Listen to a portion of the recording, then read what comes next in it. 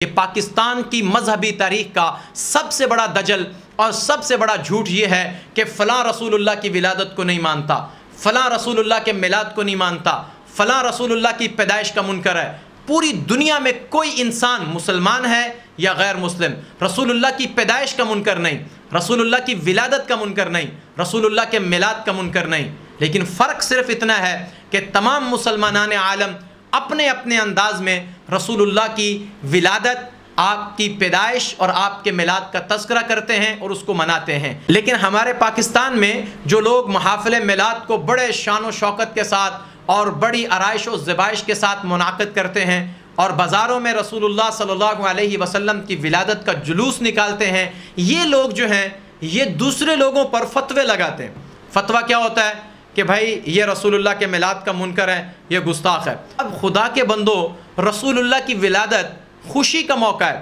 اور خوشی کے موقع پر تم رسول اللہ صلی اللہ علیہ وسلم کا نام لے کر رسول اللہ کے نام لیواؤں کو دین سے باہر نکالتے ہو۔ میں کہتا ہوں کہ جو رسول اللہ کی ولادت کو نہیں مانتا، رسول اللہ کی پیدائش کو نہیں مانتا، وہ دنیا کا سب سے بڑا بدبخت انسان ہے۔ لیکن وہ شخص جو رسول اللہ کی امتی کو، جو رسول اللہ کے محب کو، جو رسول اللہ سے پیار کرنے والے کو صرف اس وجہ سے کہ وہ اس کی طرح جلوس نہیں نکالتا، وہ اس کی طرح محفل میلاد نہیں کرتا، وہ اس کی طرح جھنڈیاں نہیں لگاتا، وہ اس کی طرح موم بتیاں اور لالٹنیں نہیں لگاتا، وہ اس کی طرح روشنیاں نہیں کرتا، اس وجہ سے یہ اس کو گستاخ کہتا ہے، تو یہ گستاخ کہنے والا شخص اس سے زیادہ بڑا بدبخت ہے۔ یہ بہتان لگاتا ہے تو یاد رکھیں بہتان کی سزا دنیا میں ملتی ہے، اور اللہ تعالیٰ ان کو نیکی کے زعم میں مبتلا کر دیتا ہے، جس کو کرنے کے بعد شکرانے کا سجدہ کرنا چاہیے تھا۔ مولا تیرا شکر ہے تو نے مجھے رسول اللہ کی محفل کرنے کی توفیق عطا فرمائی،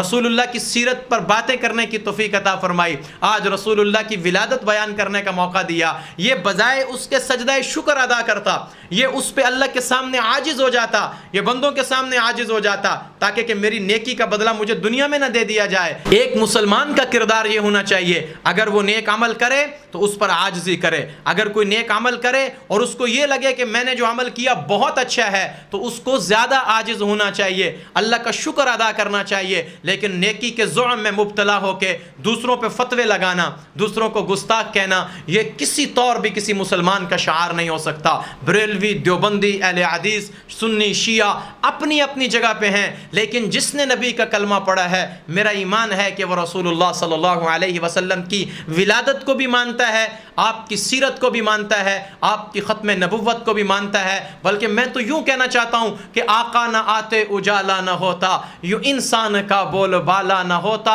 نہ مٹتی ظلمتیں سویرا نہ ہوتا، لوگو اگر کملی والا نہ ہوتا، بعد از رسول دو جہاں میں صدیق کا رتبہ اعلیٰ نہ ہوتا، عرشوں پہ جاتا نہ پاؤں کا کھٹکا، یوں ذیشان حبشے کا کالا نہ ہوتا۔